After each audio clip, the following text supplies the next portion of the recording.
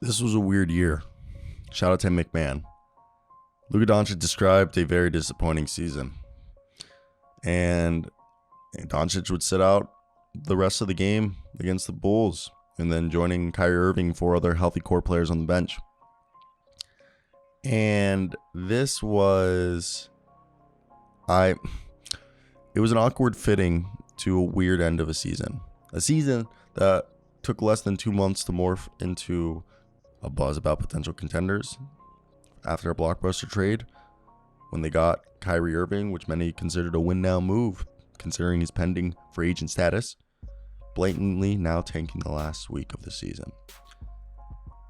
They might be able to keep their pick because this is a critical, important distinction. They still owe New York Knicks a top 10 protected pick as the final payment for the Kristaps Porzingis trade a few seasons ago. But if that pick is number 10, they keep it. And they didn't say it was waving the flag, but there's a strong sense of urgency within the organization to expedite the process before Luka Doncic loses faith in the Mavericks' ability to build a contender around him. And Mark Cuban has built a team around relationships. Nico Harrison, he was brought in because of his Nike relationships with players, specifically Kyrie and Luka. Luka just wrapped up the first season of a 5-year, $215 million Supermax contract with a player option for the final season. Team sources have acknowledged to ESPN that the fear exists that Doncic, who publicly and privately expressed extreme frustration this season, could consider requesting a trade as soon as the summer of 2024 if Dallas doesn't make significant progress by then. We know he'd like to be there the whole time, but Cubans avoided the media spotlight much more since Nico Harrison replaced Donnie Nelson as Mavs general manager. Supposedly, the Mavericks have bad relationships. Okay, so this is coming from NBA journalists on the Athletic show, and I forget what her name was. Supposedly, the Dallas Mavericks are known for not having really good staff relationships, and it's really toxic environment for women, allegedly. Tell me down below if you've heard this. So, when it's crazy to think about that, Dallas has definitely been seeking a co-star to pair with Doncic since the guy's rookie season, when it took its first big swing on the Porzingis deal. Then Irving certainly fits the profile. And for trading for Irving, they gave up Spencer Dinwiddie, which wasn't a big deal, and just one pick. But Dorian Finney-Smith, that was what made it a big gamble. It was understood before the deal that Brooklyn Nets was done that there would be no discussions about a contract extension.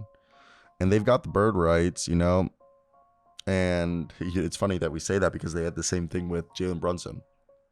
And the circumstances that led Brunson to depart are different, as, Mark Cuban complained about it and blamed Rick Brunson, but that doesn't matter. Dallas didn't put the deal on the table until after the trade deadline when Dorian Finney-Smith accepted an identical offer, so it doesn't even matter.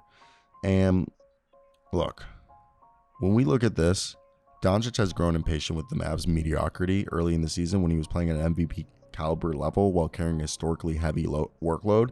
And for the first time in his career, Doncic enthusiastically engaged in personnel decisions with the front office. A source told ESPN that he pushed for a major upgrade despite the Mavs' limited trade assets. And that's when they got Irving. And Irving didn't prove to be a difference maker despite averaging 27 points and 6 assists in 20 games with the Mavs. They only won 8 of those games, lost 5 of the 6 that Irving missed after joining the team. And the Mavs got healthy, but they didn't win. Doncic and Irving formed one of the league's most dynamic offensive duos, but the Mavs couldn't consistently outscore opponents due to their terrible defense and poor rebounding. Luka and Kyrie did not fail. The Mavs failed to Kyrie and Luka. That's what I think we need to take from this. And the Mavs never fought their way out. Cuban has also made it clear that he hopes Irving is part of the future, saying that re-signing the All-Star guard will be the franchise's top priority this summer despite the disappointing results after the trade. And yeah, so that's where we are. All right, so what do you guys think? And I'm going to hang out. Let me know your thoughts down below in the comment section. But that's it for me today, guys. I hope you guys did enjoy this video. Like, comment, subscribe. We made it to the 5-minute marker, so I'm going to head out of here. But thank you for watching. Peace out.